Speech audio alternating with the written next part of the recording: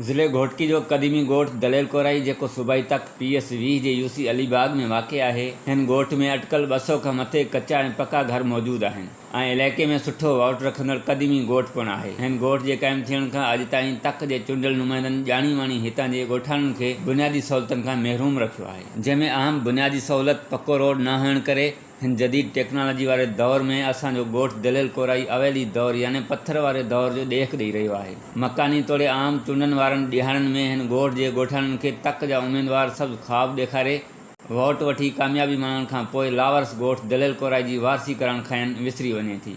पर हाणे शहूर जी लाड़ जे उनवान सां ॻोठ जे मौजूदीन जे अॻुवाणी में ॻोठाणनि गॾिजी इहो तइ कयो आहे त ईंदड़ आम इलेक्शन तोड़े मकानी चूंडनि में तक जे उमेदवारनि खे अॻु में कयल कूड़नि ऐं ठलनि वाइदनि जो वर्जाव करे खेनि इहो अहसासु ॾियारियो वेंदो त ॻोठाणा पको रोड न हुअण करे केॾी ॾुखियाईनि खे मुंहुं ॾेई रहिया आहिनि। बीमारी, बरसाति, एमरजेंसी तोड़े आम ॾींहंनि में शहर ताईं पहुचणु अहम मसइलो बणियलु आहे।